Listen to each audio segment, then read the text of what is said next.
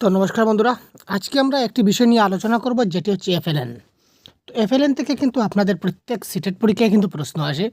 আপনাদের বেঙ্গলি প্যাডাগজিতে আপনারা এফএলএন থেকে প্রশ্ন পাবেন। তাছাড়া আপনাদের যে সিডিপি রয়েছে, সিডিপিতেও কিন্তু আপনারা সেই এফএলএন থেকে প্রশ্ন পাবেন। সুতরাং এই টপিকটা খুব অতি গুরুত্বপূর্ণ আপনার জন্য হতে চলেছে। সুতরাং একদম শেষ পর্যন্ত দেখার অনুরোধ থাকলো, তাতে আপনারা এই এফএলএন থেকে আপনার অন্তত 4 থেকে 5 নম্বর আপনারা কিন্তু আজকের এই ক্লাস থেকে আমাদের থেকে পেয়ে যাবেন। সুতরাং ক্লাসটি শেষ পর্যন্ত দেখবেন। যদিও এখানে আমি ইংলিশে টাইটেলগুলো দিয়েছি, কিন্তু আপনাদেরকে বাংলাতে সম্পূর্ণভাবে বুঝিয়ে দেওয়ার আমি যথেষ্ট চেষ্টা করব। ঠিক আছে ভাই? তো চলুন আমরা খুব তাড়াতাড়ি এই সবগুলি আমরা পয়েন্টগুলো এক এক করে আমরা দেখে নেব এবার। তারপর দেখুন এফএলএন মানে কি। প্রথমত আমরা দেখে নিচ্ছি এফএলএন মানে কি। ফাউন্ডেশনাল লিটারেসি অ্যান্ড নিউমারেসি মানে কি বুনিয়াদি সাংখ্যিকতা এবং সাক্ষরতা, অর্থাৎ কি একদম তার বেস গঠন। ফাউন্ডেশন মানে কি, একটা যখন ঘর বানাই বা যখন বিল্ডিং বানাই তখন প্রথমে কি দিতে হবে, বিল্ডিংটা যদি মজুত করতে হয় বা শক্তিশালী করতে হয় তখন কি করতে হবে, ফাউন্ডেশন ঠিক করতে হবে, মানে তার বেস ঠিক করতে হবে, তাই না? ফাউন্ডেশন মানে কি, তার বেস ঠিক করতে হবে। আর বেসটা আমরা কখন ঠিক করব, একদম নিচে থেকে বেসটা ঠিক করতে হবে। বেস যখন আমরা উপরে উঠে কিন্তু বেজ আর দেওয়া যায় না। বেসটা কখন দিতে হয় বা বেসটা কখন মজবুত করতে হয়, একদম নিচে, অর্থাৎ একদম শুরুতেই আমাদের বেসটা দিতে হয়, বিল্ডিংয়ের শুরুতেই বেসটা দিতে হয়। সেম টু সেম একটা শিশুর ফাউন্ডেশনাল স্টেজটা কখন হবে, একদম শুরুতে, যখন তার শিক্ষাটা শুরু হবে, তাই না? সুতরাং ফাউন্ডেশনাল লিটারেসি এবং নিউমারেসি বলতে হচ্ছে যে ফাউন্ডেশন তার বৃদ্ধি হবে, ঠিক আছে, কিসে, সাক্ষরতায় এবং সাংখ্যিকতায়। এটাকে সংক্ষেপে বলা হচ্ছে এফএলএন। অনেক কিছু কথা আছে এই ব্যাপারে, শেষ পর্যন্ত দেখতে থাকবেন। ক্লাসটা একটু দীর্ঘ হতে পারে, সুতরাং শেষ পর্যন্ত অবশ্যই দেখবেন যাতে করে একটু পয়েন্ট আপনাদের মিস না হয়। ইম্পর্ট্যান্ট যেগুলো হাইলাইটগুলো রয়েছে পয়েন্টগুলো আমি সেখানে সবগুলো একত্রিত করেছি আপনাদের জন্য। এখান থেকে আপনারা প্রশ্ন পাবেন, সঙ্গে আমাদের এমসিকিউ থাকছে আজকের ক্লাসে কয়েকটি। তো দেখুন, ফাউন্ডেশনাল স্টেজ বলতে আমরা কি বুঝি। ফাউন্ডেশনাল স্টেজের যে সময়সীমা এটা কত, আমরা বলতে পারি কেজি থেকে ক্লাস 3, অর্থাৎ কি pre primary to class 3। Pre primary আমরা সেটাকে বলতে পারি কি প্রি প্রাইমারি টু ক্লাস 3। ঠিক আছে ভাই? প্রি প্রাইমারি টু ক্লাস 3 অর্থাৎ কি প্রি প্রাইমারি সেকশন থেকে, অর্থাৎ অঙ্গনবাড়ি সেকশন থেকে প্রাথমিক স্তর থেকে ক্লাস 3 পর্যন্ত এই যে সময়সীমা, এই সময়সীমা এফএলএন এর আন্ডারে পড়ছে ক্লাস। এখানে কি পয়েন্টগুলো দিয়েছে দেখি। Child's ability to read basic text and solve basic mathematical problem. তো এই ক্লাস 3 পর্যন্ত বাচ্চারা, একটা ক্লাস 3 বাচ্চা অন্ততপক্ষে সে যেন বেসিক যে পড়াগুলো আছে, টেক্সট যেগুলো আছে, অর্থাৎ সাধারণ যে পড়া রয়েছে, একদম সহজ সরল যে আমরা পড়া যেগুলো বলি রিডিং, সেজন্য খুব ভালো মতো যেন সে রিডিংগুলো করতে পারে। সাধারণ পড়াগুলো, বেসিক টেক্সট যেগুলো রয়েছে সেগুলো যেন খুব ভালোভাবে পড়তে পারে। এবং ম্যাথমেটিক্সের যে ছোট ছোট বেসিক প্রবলেম রয়েছে, যোগ বিয়োগ পূরণ ভাগ, ছোট ছোট যোগ বিয়োগ পূরণ ভাগ, এগুলি যাতে সে খুব সহজে সমস্যার সমাধান করতে পারে, এটা হচ্ছে তার মূল টার্গেট। কার মূল টার্গেট? এফএলএন এর মূল টার্গেট। নেক্সট, যেমন addition subtraction one of the main theme of FLN. FLN এর মেইন হচ্ছে কি এই বেসিক টেক্সটগুলো তারা করব, তারপর আবার ম্যাথমেটিক্সের বেসিক প্রবলেমগুলো সলভ করব, এটা হচ্ছে এফএলএন এর মেইন থিম। তারপর এফএলএন এর একটা এজ গ্রুপ কভার করা হয়েছে, যে কত থেকে কত বছর বয়স্ক শিশুদেরকে সেই এফএলএন এর আওতায় আনা হবে বা নিপুণ ভারতের আন্ডারে আনা হবে। তো এটা হচ্ছে কি 3 থেকে 9 বছর, 3 থেকে 9 বছর পর্যন্ত শিশুদেরকে এই যে বয়সের সময়সীমা, এই বয়সের সময়সীমা তারা সেই এফএলএন এর আন্ডারে ক্লাসে থাকবে। প্রি প্রাইমারি সেকশন থাকবে, তারপর কি থাকবে ক্লাস 1, ক্লাস 2, ক্লাস 3, পিপি 1, পিপি 2, পিপি 3, ক্লাস 1, ক্লাস 2, ক্লাস 3, 3, 4, 5, 6, 7, 8, 9। ঠিক আছে? এই ধরনের বয়সের সময়সীমা হবে।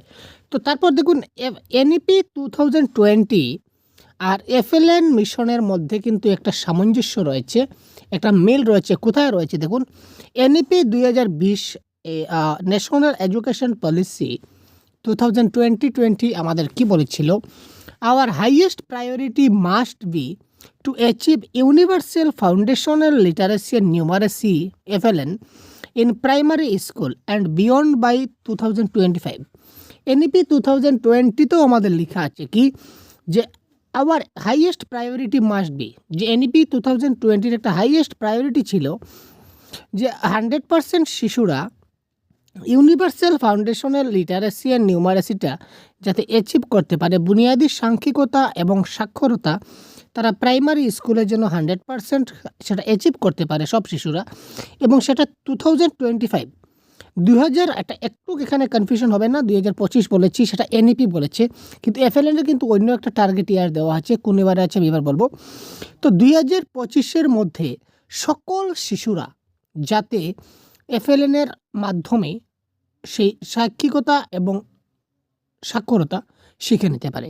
অর্থাৎ আমরা বলতে পারি যে রিডিং, রাইটিং এবং নিউমারেসি, ঠিক আছে, রিডিং, রাইটিং, নিউমারেসি মানে কি পড়া, লেখা এবং সংখ্যার ধারণা প্রত্যেকটা শিশুর যাতে 100% হয়ে যায় 2025-এর মধ্যে, সে কথাটা NEP 2020 বলেছে। তারপর নেক্সট পয়েন্ট কী বলেছে, প্রত্যেকটা পয়েন্ট আমি ডিসকাস করবো। দেখুন, the rest of the policy will be largely irrelevant for a such large person of our student if the most basic learning reading, writing, arithmetic in foundational level. তো আমাদের main target হচ্ছে কোথায়, রিডিংয়ে, রাইটিংয়ে এবং arithmetic at the foundational level, ঠিক আছে। তো reading, writing এবং অ্যারিথমেটিকটা foundational লেভেলে তাকে অ্যাচিভ করতেই হবে, সেটা 100% কনফার্ম। তারপর দেখুন, এটা ইমপ্লিমেন্টেশন হয়েছিল 5 টায়ার ইমপ্লিমেন্টেশন। আমাদের যে FLN মিশনটা হচ্ছে একটা 5 টায়ার। তো FLN মিশনটা হচ্ছে একটা 5 টায়ার ইমপ্লিমেন্টেশন। প্রথম হচ্ছে ন্যাশনাল লেভেল, অর্থাৎ ন্যাশনাল লেভেলে এটা তৈরি হয়েছে, তারপর সেটা স্টেট লেভেলে চলে আসলো, স্টেটে সেটা ইমপ্লিমেন্টেশন হলো, তারপর ডিস্ট্রিক্ট লেভেলে সেটা ইমপ্লিমেন্টেশন হলো, তারপর চলে আসলো ব্লক লেভেলে, তারপর স্কুল লেভেলে। FLNটা সেই 5 টায়ার কী মনে রাখবেন, 1 নম্বর ন্যাশনাল লেভেল, জাতীয় স্তর, তারপর হচ্ছে রাজ্যিক স্তর, তারপর হচ্ছে জেলা স্তর, তারপর হচ্ছে খণ্ড স্তর, তারপর হচ্ছে বিদ্যালয় স্তর বা বিদ্যালয় সংগঠন। এ ধরনের ক্রমান্বয়ে আপনারা আসতে পারে যে FLN-এর যে 5টা স্তর রয়েছে, এই স্তরগুলির সিকোয়েন্স কী হবে, মানে সিরিয়াল কী হবে। তো এভাবে আপনারা উপর থেকে নিচে যাবেন। প্রথমে আপনারা সেন্টারে চলে যাবেন, অর্থাৎ ন্যাশনাল লেভেল মানে জাতীয় স্তর বা জাতীয় স্তর বলতে পারেন, রাষ্ট্রীয় স্তর বলতে পারেন, তারপর হচ্ছে রাজ্যিক স্তর, তারপর জেলাভিত্তিক স্তর, তারপর খণ্ড স্তর, তারপর বিদ্যালয় অর্গানাইজেশন, ঠিক আছে, বা বিদ্যালয় পরিচালনা বলতে পারি। নেক্সট দেখুন, তার একটা ভিশন কী ছিল, একটা মিশন। এই মিশন একটা target, making foundational learning the highest priority of for the country. দেশের মধ্যে সব শিশুরা যাতে ফাউন্ডেশনটা গড়ে নিতে পারে লার্নিংয়ের ক্ষেত্রে, শিক্ষণের ক্ষেত্রে 100% বাচ্চারা যাতে দেশের ফাউন্ডেশন নিতে পারে, এটাই ছিল তাদের মিশন। Launching a national mission on foundational literacy and numeracy, তারা কী করেছে, সেই ফাউন্ডেশনাল লিটারেসি এবং নিউমারেসিটাকে ন্যাশনাল মিশনের জন্য একটা লঞ্চ করা হয়েছে, একটা মিশন, যে মিশনকে বলা হয়েছে কি FLN মিশন। তারপর FLN মিশনের একটা টার্গেট কি, অ্যাচিভিং ইউনিভার্সাল FLN এই প্রাইমারি স্কুল বাই 2026 অ্যান্ড 27। এটা FLN-এ বলেছে কি 2026 এবং 27-এর মধ্যে সমস্ত প্রাইমারি স্কুলের শিশুরা যাতে FLN-এর আন্ডারের মধ্যে পড়ে এবং তারা যাতে সেই FLN-এর মাধ্যমে ফাউন্ডেশনাল লিটারেসি এবং নিউমারেসির মাধ্যমে তারা যাতে 100% সাংখ্যিকতা এবং সাক্ষরতা লাভ করতে পারে। এটা টার্গেট দেওয়া হচ্ছিল 2026-27। তারপর দেখি আমাদের FLN কোথা থেকে এলো, how it come into existence, কোথা থেকে এলো বা কীভাবে এলো। প্রথমে দেখুন, নিপুণ ভারত নামে একটা মিশন, নিপুণ ভারত 2021-এ যেটা লঞ্চ হয়েছিল। তো এখান থেকেও আপনাদের প্রশ্ন আসে যে নিপুণ ভারত, তো নিপুণের ফুল নাম কি, এখানে জেনে রাখবেন, national initiative for proficiency in reading with understanding and numeracy. এটা কিন্তু বারবার আপনাদের পরীক্ষায় আসে। গত অনলাইনের যে প্রিভিয়াস ইয়ার কোয়েশ্চন 2022 এবং 23 যে আমরা অনলাইন এক্সাম কোয়েশ্চন পেপার দেখেছিলাম, সেখানে আমরা দেখেছিলাম এই প্রশ্নটা এসেছিল যে নিপুণের পুরো নাম কি। হয়তোবা আপনাদের আবারও আসতে পারে সুতরাং আপনারা দেখে যাবেন national initiative for proficiency in reading with understanding and numeracy. তারপর দেখুন ইউনিভার্সাল লিটারেসি যেটা বলেছে, আমরা আগেই এই কথাটা বলেছি, আবার বললাম যে universal literacy and numeracy for class 3 children by 2026 এবং 27, অর্থাৎ 2026 এবং 27 সালের মধ্য পর্যন্ত, 2026 এবং 27 টার্গেট এই পর্যন্ত ক্লাস 3 পড়ুয়া, ক্লাস 3 পর্যন্ত পড়া যত শিশুরা রয়েছে সবাই যাতে লিটারেসি এবং নিউমারেসি দিকে দক্ষ হয়। ঠিক আছে, সবাই যাতে সাক্ষরিকতা এবং সাংখ্যিকতা বেসিক, যেগুলা বেসিক পড়া, বেসিক লেখা এবং বেসিক যে সংখ্যার ধারণাগুলো রয়েছে সেগুলো যাতে তারা 100% অ্যাচিভ করতে পারে, এই টার্গেট দিয়েছে কি FLN মিশন। তার জন্য বিভিন্ন প্রত্যেকটা স্কুলে, বিদ্যালয়ে শিক্ষকদের আলাদাভাবে ট্রেনিং করানো হয়েছে। ঠিক আছে, 5 দিনের ট্রেনিং করা হয়েছে, FLN ট্রেনিং। প্রত্যেক শিক্ষক এক একজন করে 5 দিনের ট্রেনিং নিয়েছেন, সেটাও আপনারা মনে রাখবেন। হয়তো প্রশ্ন আসতে পারে, প্রত্যেকটা বিদ্যালয়ে প্রত্যেকটা শিক্ষককে, এলপি স্কুলের শিক্ষক, এলপি স্কুলে যা প্রি প্রাইমারি বা প্রাইমারি স্কুলের যত সব শিক্ষক রয়েছেন, যা ক্লাস থেকে 1 থেকে 3 পর্যন্ত যেসব শিক্ষকরা পড়ান স্কুলের শিশুদের, সেই সকল শিক্ষকদের 5 দিবসীয় একটা প্রশিক্ষণ শিবির এখানে অনুষ্ঠিত হয়েছিল খণ্ডস্তরে, অর্থাৎ ব্লক লেভেল স্তরে।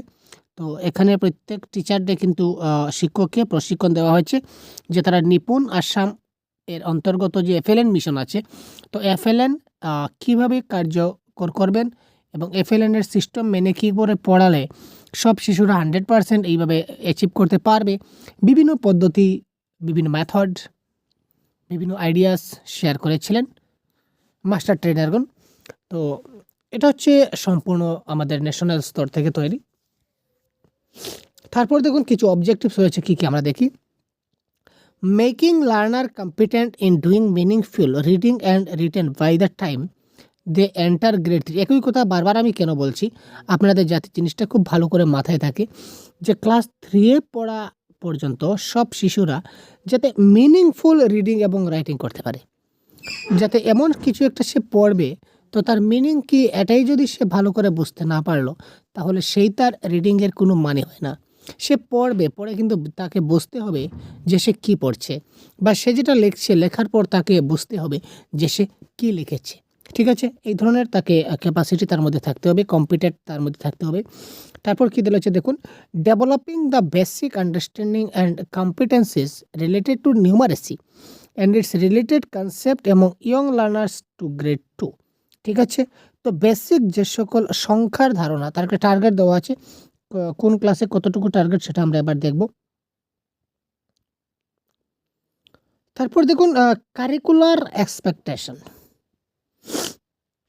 প্যাডাগজি, এই যে শিক্ষণ শৈলী বা শিক্ষা প্রদানটা কীভাবে হবে, should include play way and experimental activities. এখানে যে সকল শিক্ষণ শাস্ত্র হবে বা পাঠদানের যেটা পদ্ধতি হবে সেটা হবে প্লেওয়ে মেথড। ঠিক আছে, FLN এর মাধ্যমে যে সিস্টেমে আমরা পড়াবো, সেই যে মেথড ফলো করব সেই মেথডটা হবে কি প্লেওয়ে মেথড। প্রশ্ন কিন্তু আসে, এই প্রশ্ন এসেছিল, আমি বারবার বলছি তাড়াতাড়ি শেষ পর্যন্ত দেখুন, স্কিপ করবেন না ভাই। তো দেখুন প্লেওয়ে মেথড, খেলার মাধ্যমে আমরা শেখাবো।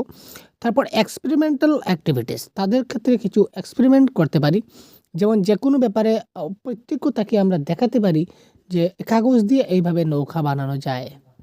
ঠিক আছে, বেলুনের মধ্যে হাওয়া ভরলে আকাশে ছেড়ে দিলে বেলুনটা আকাশে উড়ে যায়। এই ধরনের কিছু এক্সপেরিমেন্টাল যদি তাকে আমরা করে শেখাই তাহলে সে খুব তাড়াতাড়ি শিখবে। ম্যাথমেটিক্যাল থিঙ্কিং, যেমন numeracy, number sense, special understanding, এগুলো তার মধ্যে দিতে হবে, আমরা ডিটেলসে আরও বলছি। তারপর দেখুন 7 কম্পোনেন্টস অফ ম্যাথমেটিক্স রয়েছে। ম্যাথমেটিক্স শেখাতে গেলে তাকে 7 কম্পোনেন্টস মেনে কিন্তু ম্যাথমেটিক্স শেখাতে হবে, তখন সে খুব ভালো করে ম্যাথমেটিক্সটা শিখে যাবে। প্রথমেই আমরা তাকে যোগ বিয়োগ, যে 2 আর 2 4 হয়, 2 আর 3 5 হয়, আমরা প্রথমেই কিন্তু তাকে এইভাবে শেখাবো না, এটা FLN মানে না করেছে বা নিষেধ করেছে। তো অ্যাকচুয়ালি সিস্টেম কি বা তরিকা কি সেটা আমরা একবার দেখব। প্রথমে 7 কম্পোনেন্টসটা খুব ভালো করে দেখে নিন, এখানে সবগুলো আপনারা পেয়ে যাবেন। দেখুন pre number concept, pre number concept মানে কি, নাম্বারের পূর্ববর্তী ধারণা, অর্থাৎ নাম্বার কি, নাম্বার যেমন 1 2 3 4, এই নাম্বারগুলো ধারণার আগে তাকে প্রি নাম্বার কনসেপ্ট দিতে হবে তার। তো প্রি নাম্বার কনসেপ্ট মানে কি, যেমন দেখুন প্রত্যেকটা শিশুর হাতে যদি আপনি দুটা বস্তু তুলে দেন, তো দুটা বস্তু তুলে দিলেন, একটা একটু বড় দিলেন, একটা একটু ছোট দিলেন, যে কোনো বস্তু, তো সে কিন্তু বুঝতে পারবে কোনটা বড় কোনটা ছোট, ঠিক আছে, কোনটা কাছে কোনটা দূরে, বুঝতে পারবে কোনটা বড় কোনটা ছোট, কোনটা কাছে কোনটা দূরে, তারপর কোনটা ভারী কোনটা হালকা, এই জিনিসগুলো সে বুঝতে পারবে। সুতরাং এটাই হচ্ছে কি প্রি নাম্বার কনসেপ্ট। তারপর হচ্ছে নাম্বারের নাম্বার অপারেশন, তারপরে আমরা যাব নাম্বারের নাম্বার অপারেশনে। তারপর দেখুন শেপ অ্যান্ড স্পেশাল আন্ডারস্ট্যান্ডিং, কিছু আকার এবং আকৃতি সম্বন্ধে তাকে ধারণা দেব। যেমন প্রথমে তাকে ত্রিভুজ আকৃতির ধারণা দিতে গেলে তাকে আমরা একটা নিমকি খাইয়ে দিতে পারি। তাকে একটা যদি আমরা নিমকি দিয়ে দিই হাতে, দেখো তো এই যে নিমকিটা রয়েছে, এটা কি, এটা নিমকি, এটা খাও তো। তো এটা নিমকিটা খেলো প্রথম দিন। তারপর তাকে ত্রিভুজ আকৃতির জিওমেট্রিক যে শেপ রয়েছে ত্রিভুজ আকৃতি, সেটা আপনি তাকে দেখালেন, তখন সে বলবে ওইটা তো গতদিন আমি খেয়েছিলাম, নিমকির মতো রয়েছে। সুতরাং ওই নিমকি থেকে আপনি তাকে ওই ত্রিভুজ পর্যন্ত আপনি তাকে নিয়ে যাবেন আস্তে আস্তে আস্তে আস্তে করে। প্রথমেই যদি বলুন যে এটা ত্রিভুজ, তা বুঝবে না, সে ভুলে যাবে। তো প্রথমে সেই নিমকি থেকে, অর্থাৎ কি, তার পরিচিত যে জিনিস রয়েছে, সে যে জিনিসটাকে চিনে, ওই জিনিসটাকে লক্ষ্য করে বা বেস করে আপনি তার অপরিচিত জিনিসের দিকে নিয়ে যান। যেমন আমরা যদি বলি তাহলে বলবো known to unknown, known to আননোনের দিকে যান। সে যে জিনিসটা জানে, যে জিনিসটা দেখেছে, যেটা বুঝেছে, সেটা থেকে যে জিনিসটা বুঝেনি সেই দিকে আপনি তাকে নিয়ে যান, ঠিক আছে। তারপর দেখুন আমরা একটা প্যাটার্ন, ঠিক আছে, আপনি তাকে প্যাটার্ন ফলো করাতে পারেন, ঠিক আছে। তারপর প্যাটার্নের মাধ্যমে আপনি তাকে করাতে পারেন। যেমন প্যাটার্ন কি, আমি একটা প্যাটার্ন আপনাদের দেখিয়ে দিচ্ছি। যেমন প্যাটার্ন তাকে কি করে বুঝবে, যেমন আপনি তাকে কি করলেন, প্রথমে একটা ত্রিভুজ দিলেন, ঠিক আছে, তারপর একটা এই চারকোণী দিলেন, বর্গ দিলেন, তারপর একটা বল দিলেন, ঠিক আছে, তারপর আবার ত্রিভুজ দিলেন, আবার একটা এইভাবে দিলেন, আবার বল দিলেন। এবার তাকে বলবেন যে এর পরবর্তী কী আসবে। তো সে এখানে যদি বুঝতে পারে যে এখানে ত্রিভুজ রয়েছে, এখানে তিন কোণা রয়েছে, চার কোণা রয়েছে, গুল রয়েছে, তিন কোণা চার কোণা গুল, তার মানে তার মাথায় যদি চলে আসে তো পরবর্তীতে আমাদের তিন কোণা আসবে, আবার চার কোণা আসবে, আবার কি আসবে, গুল আসবে। এই যে ক্রম যেটা, সিকোয়েন্স যেটা প্যাটার্নের, এটা যদি সে বুঝে নিতে পারে তখন বুঝে নেবেন সে বুঝে গেছে। তাকে এইভাবে আমাদের বোঝাতে হবে প্রথমে প্রথমে। একটা এক্সাম্পল দিলাম, আর অনেক সিস্টেম রয়েছে, সেটা আপনারা দেখবেন। তারপরে দেখুন মেজারমেন্ট, পরিমাপ। পরিমাপের জন্য অনেক টিএলএম এবং প্রত্যেকটা বিষয়ের, ম্যাথমেটিক্সের জন্য তো আর বলে লাভ নেই, অনেক ধরনের কিটস বা টিএলএম আমরা যদি বলি তাহলে স্কুলে স্কুলে অলরেডি প্রোভাইড করা হয়ে গেছে। আপনারা যদি জানা না থাকে অবশ্যই জানে যান ভাই, কারণ সেগুলো যখন জানবেন তখন আপনারাও এক্সাম একটা ভালো নম্বর ক্র্যাক করতে পারবেন। হঠাৎ কোথা থেকে কী প্রশ্ন আসবে আপনারা জানা নেই। তো সেই মেজারমেন্টের ক্ষেত্রেও কিন্তু অনেক সুন্দর টিএলএম অনেক কিছু প্রোভাইড করা হয়েছে।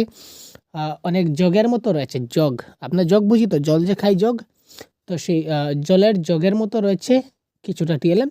তো এটা দিয়ে আমরা জল মেপে মেপে তাদেরকেও সেই মেজারমেন্ট বা পরিমাপ বোঝাতে পারি। তাছাড়া একটা স্কেল, একদম রাউন্ড স্কেল একটা প্রোভাইড করা হয়েছে, ওই রাউন্ড স্কেলের মধ্য দিয়ে তাকে আমরা পরিমাপ বোঝাতে পারি, ঠিক আছে। তারপর ডাটা হ্যান্ডলিং, ডাটা হ্যান্ডলিং মানে কি, তথ্য সংগ্রহ করা, আমরা যাকে বলি তথ্য সংস্করণ।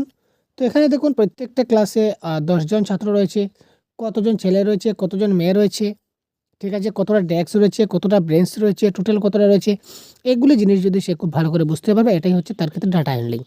ডাটা হ্যান্ডলিং মধ্যে পাইচিত্র, দণ্ডচিত্র তেমন কিছু না, এটাই হচ্ছে ডাটা হ্যান্ডলিং। এবং যেখানে আমাদের যে ম্যাটেরিয়ালস দেওয়া হচ্ছিল, এই ম্যাটেরিয়ালের জন্য একটা ম্যাটেরিয়ালস আছে যার মাধ্যমে আমরা ডাটা হ্যান্ডলিং তাকে আমরা খুব সহজে বুঝাতে পারি। তারপর দেখুন ম্যাথমেটিক্যাল কমিউনিকেশন, 7 কম্পোনেন্টস হচ্ছে কি ম্যাথমেটিক্যাল কমিউনিকেশন। তো ম্যাথমেটিক্যাল কমিউনিকেশন মানে কি, কমিউনিকেশন মানে কি ভাই, যোগাযোগ ব্যবস্থা। তো ম্যাথমেটিক্যাল কমিউনিকেশন মানে কি, আপনি তাকে এমনভাবে তার সঙ্গে কমিউনিকেশন করবেন যাতে আপনার কথার মধ্যে বা কমিউনিকেশনের মধ্যে কিন্তু ম্যাচটা যাতে থাকে, ঠিক আছে। যেমন কীভাবে, আমি যদি উদাহরণ দিই যে আমি তোমাকে আজ স্কুলে যাওয়ার সময় আমি তোমাকে 10 টাকা দিয়েছিলাম, তুমি কত টাকার চকলেট খেলে, 6 টাকার চকলেট খেয়েছি, 6 টাকার চকলেট খেলে, তোমার কাছে কত টাকা থাকলো, 4 টাকা থাকলো। দেখুন আমি তার সঙ্গে কথা বলছি কিন্তু সেখানে ম্যাথস রয়েছে, ম্যাথস রয়েছে না। সে কী করলো, 10 টাকা আমি তাকে দিলাম, 6 টাকার চকলেট খেলো, আবার তার কাছে 4 টাকা বাঁচলো, সেখানে ম্যাথস আসছে কিনা আসছে না, অফকোর্স তো ম্যাথস আসছে। সুতরাং এই ধরনের ম্যাথমেটিক্যাল কমিউনিকেশন তার সঙ্গে করতে হবে। সুতরাং দেখুন এই 7 কম্পোনেন্টস অফ ম্যাথসগুলো ভালো করে দেখে রাখবেন, এখান থেকে প্রশ্ন আসবে।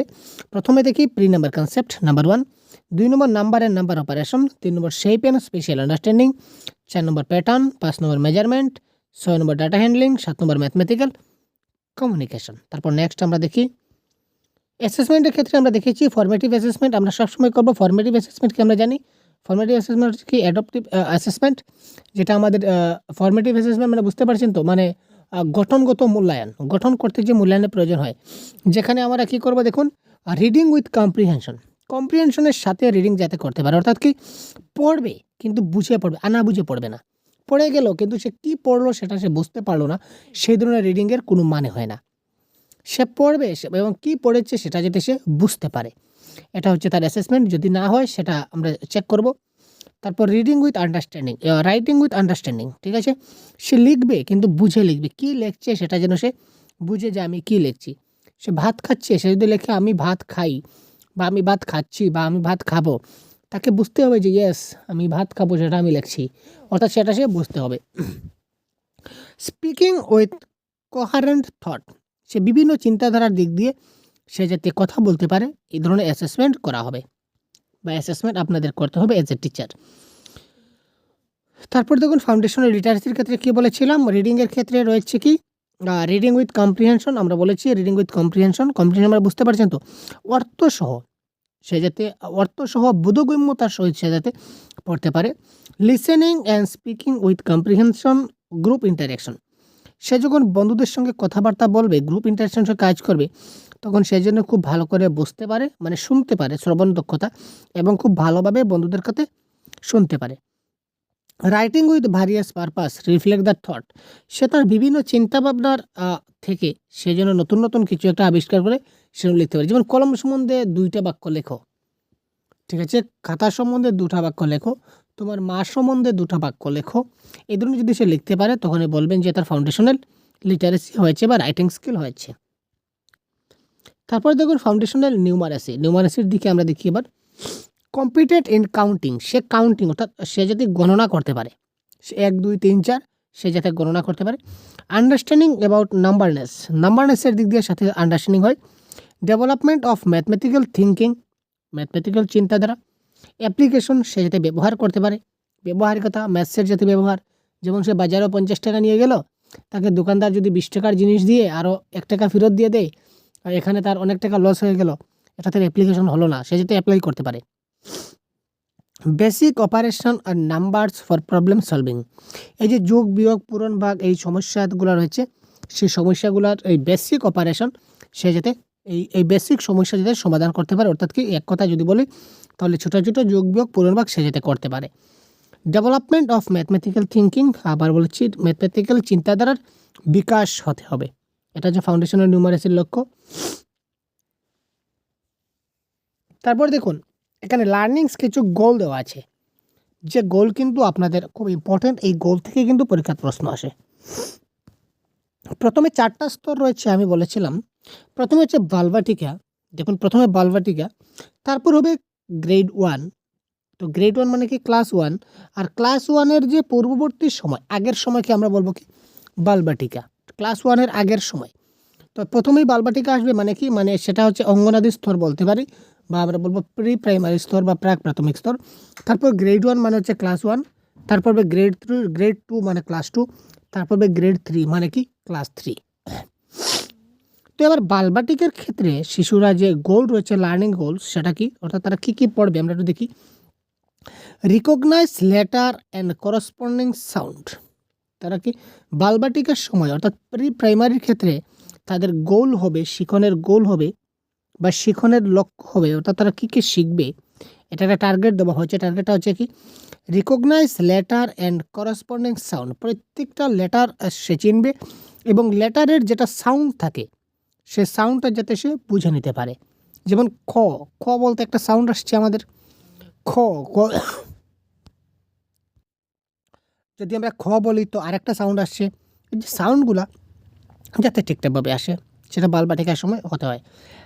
Read simple words comprising at least 2 or 3 alphabet, 2 অথবা 3 অ্যালফাবেট যুক্ত সে যে সকল ওয়ার্ড রয়েছে ওয়ার্ডগুলো যাতে সে কী করতে পারে, পড়তে পারে। দেখুন বালবাটিকায় তার টার্গেটগুলো কি, প্রথমে কী ছিল, লেটারগুলো চিনবে এবং লেটারের যে সাউন্ডগুলো আছে সেগুলো যাতে সে পারে।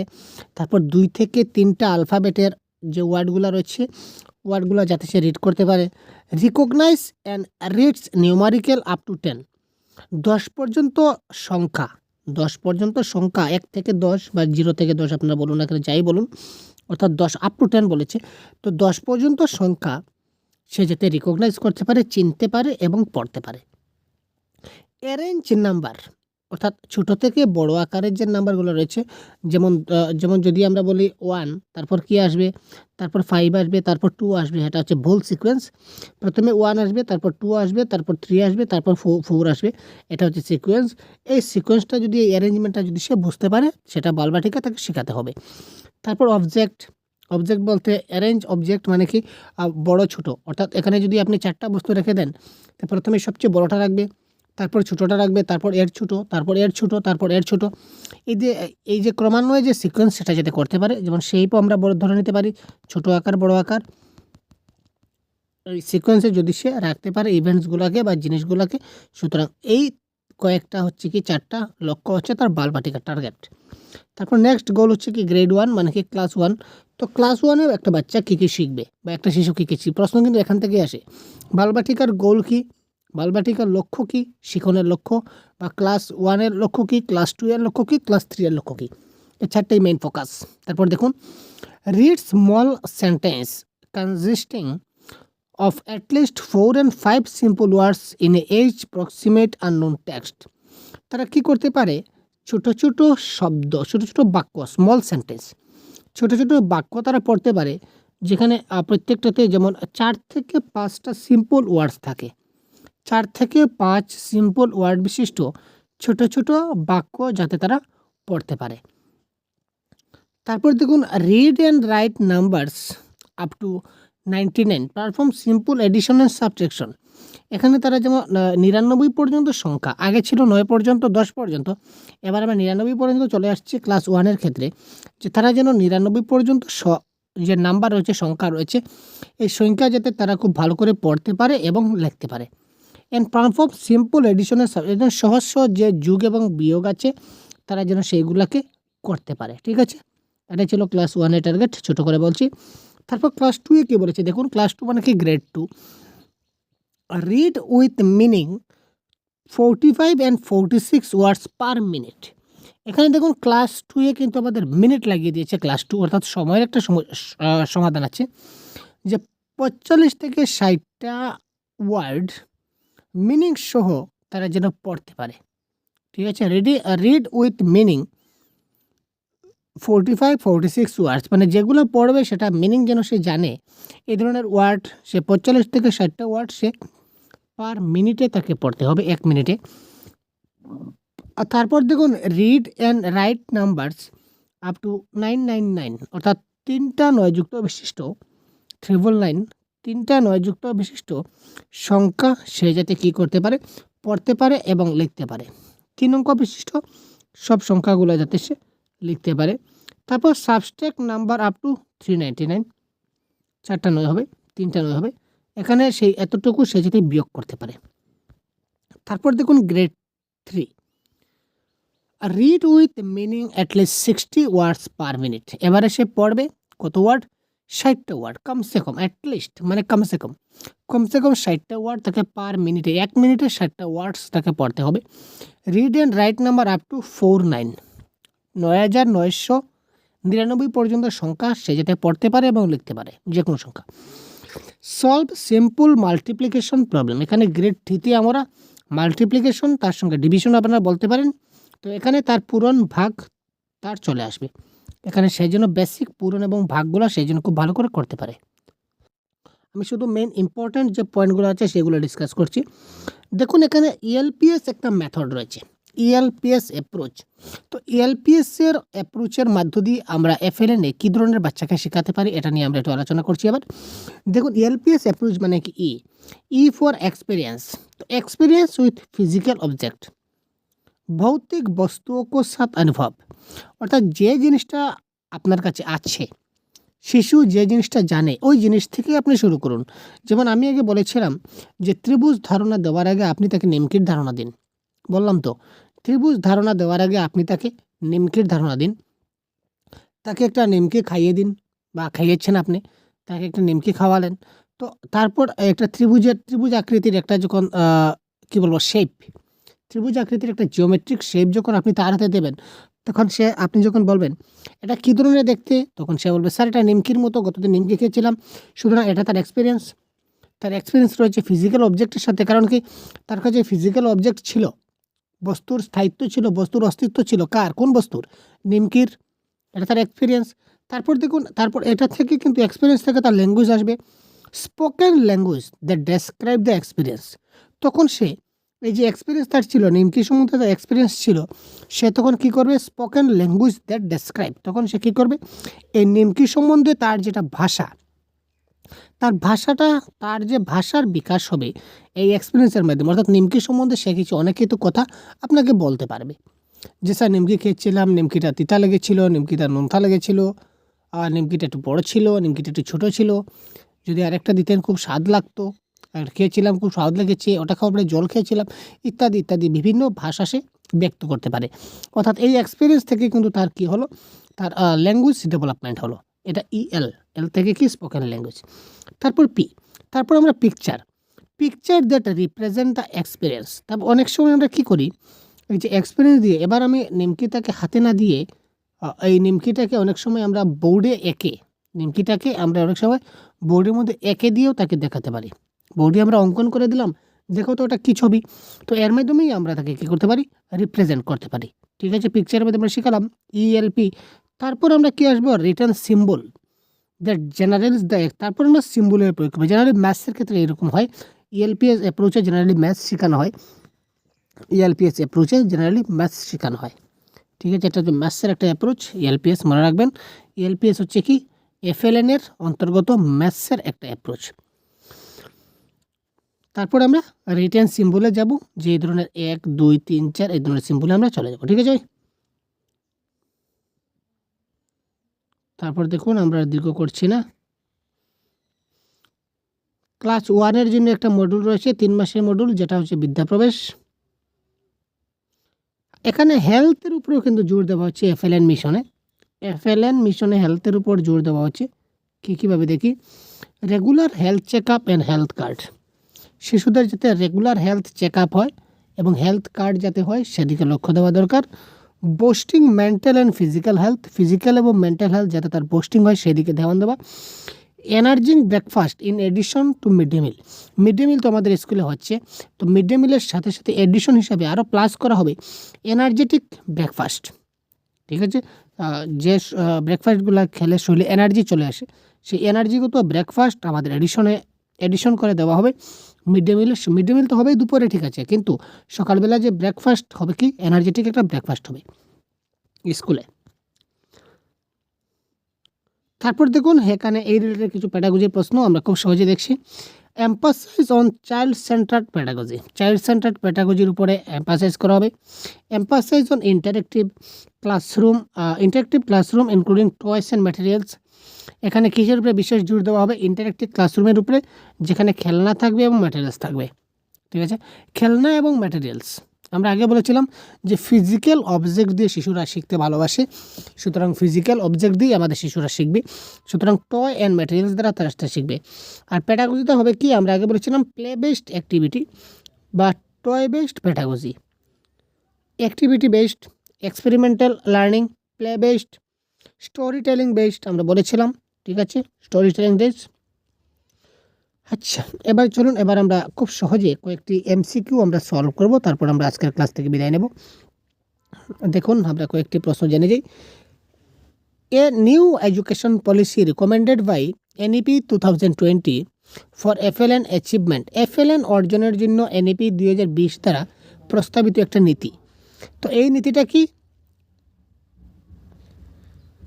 A national FLN university policy, a national curriculum policy, a national book promotion policy, a national reading writing policy. Question number, এটা কারেক্ট অ্যান্সার হবে কি? Option number C, a national book promotion policy. জানা না থাকলে খুব তাড়াতাড়ি জেনে যাবেন। তারপর দেখুন 2021 সালের ডিসেম্বরে নিম্নলিখিতের মধ্যে কোনটি state of foundational literacy and numeracy সংক্রান্ত রিপোর্ট পাশ করেছে ভারতে? In December 2021, which of the following has released the report on the state of foundational literacy and numeracy in India? অপশনে কি দিয়েছিল দেখি। Department of economic affairs, department of financial service, economic advisory council to the prime minister, department of commerce. তো এক্ষেত্রে correct answer আপনি জেনে যান, economic advisory council to the prime minister. তারপর দেখুন দেশের কি বলেছে, নিচের কোনটি দেশের প্রতিটি শিশু যাতে মৌলিক সাক্ষরতা এবং সাংখ্যিকতা অর্জন করে তা নিশ্চিত করার জন্য 2021 সালে শিক্ষা মন্ত্রক কর্তৃক একটি জাতীয় উদ্যোগের প্রতিনিধিত্ব করে? এটা হচ্ছে কি সমগ্র শিক্ষা, সরকার ভারত, নিপুণ ভারত না সঙ্গম ভারত? তো আমরা সবাই এত সময় বলে গেছি, এটা কারেক্ট আনসার কী হবে? নিপুণ ভারত। তো নিপুণের ফুল ফর্ম আপনারা অবশ্যই জেনে যাবেন। তারপর দেখুন কি বলেছে, জুলাই 2021 চালু হওয়া নিপুণ ভারত প্রোগ্রাম সম্পর্কে সঠিক উত্তর চয়ন করুন। যে নিপুণ কবে এসেছিল? জুলাই মাসের 2021 সালে এসেছিল। তো এই নিপুণ সম্বন্ধে নিচের কোনটি সঠিক উত্তর? তো এটা কারেক্ট আনসার হবে NIPUN stand for national initiative for proficiency in reading with understanding and numeracy. এটা হবে নিপুণের ফুল ফর্ম এবং এটাই হচ্ছে এই প্রশ্নের কারেক্ট আনসার। এখানে বলেছে এজ গ্রুপ কভার করবে নিপুণ ভারত, এজ গ্রুপ কবে 5 থেকে 9, কিন্তু 5 থেকে 9 না, এটা এজ গ্রুপ কভার করে কত 3 থেকে 9, সুতরাং এটা হয়ে গেল cancel. It is launched by home ministry, এটা হোম মিনিস্ট্রি থেকে হয়নি, এটা correct cancel. It's comes under agency of centrally sponsored scheme Sukanya scheme, এটা লোকের সুকন্যা স্কিমের কোনো সংযোজন নাই, সুতরাং এটা কেটে দিলাম। সুতরাং option number B is the right answer. Next, FLN অনুসারে প্রাথমিক স্তরে ছাত্র শিক্ষকের অনুপাত কত? এফএলএন মত অনুসারে প্রাথমিক স্তরে ছাত্র এবং শিক্ষকের অনুপাত, এটা কারেক্ট অ্যান্সার হবে কি? যে এলপির ক্ষেত্রে, এটা এলপির ক্ষেত্রে হচ্ছে, কারণ কি নিপুণ আসাম বা এফএলএন কিন্তু ইউপির স্কুলে নাই, সেটা জেনে রাখবেন। আপার প্রাইমারি স্কুলে কিন্তু এফএলএন নাই, ক্যান্সেল। এটা এলপি সেকশনে অনলি ফর ক্লাস 1 to 3, বা আমরা যদি বলি তাহলে আমরা বলবো বালবা ঠিকা থেকে ক্লাস 3 পর্যন্ত, প্রি প্রাইমারি থেকে প্রাইমারি ক্লাস 3 পর্যন্ত।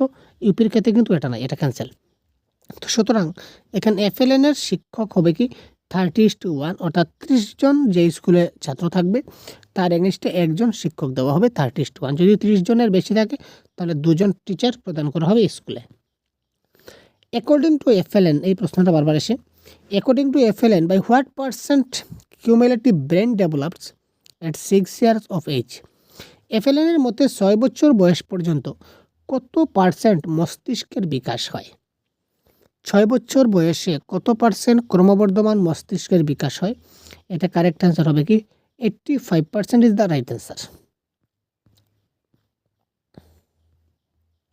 নেক্সট প্রশ্ন আমরা দেখি, প্রাথমিক সাক্ষরতার শিক্ষাগত প্রক্রিয়া কোনটি সর্বোত্তম?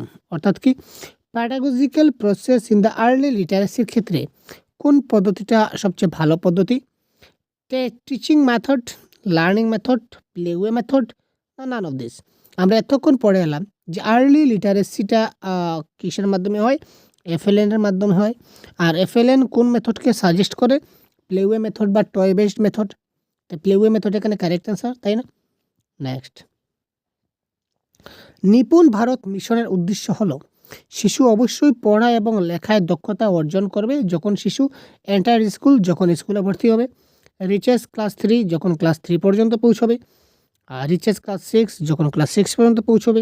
আমরা এখন জানছি যে ক্লাস 3 পর্যন্ত শিশুরা যাতে করে পড়া এবং লেখায় দক্ষতা অর্জন করতে পারে সেই ব্যবস্থা করছে এফএলএন বা নিপুণ ভারত। সুতরাং ক্লাস 3 পর্যন্ত হয়ে যাবে এক্ষেত্রে কারেক্ট আনসার। ঠিক আছে, তো এই ছিল আজকের আমাদের সেই ক্ষুদ্র প্রয়াস এফএলএন নিয়ে। তো এফএলএন নিয়ে আরও যদি কোনো প্রশ্ন আপনাদের মনে থাকে তো অবশ্যই কমেন্ট বক্সে কমেন্ট করুন।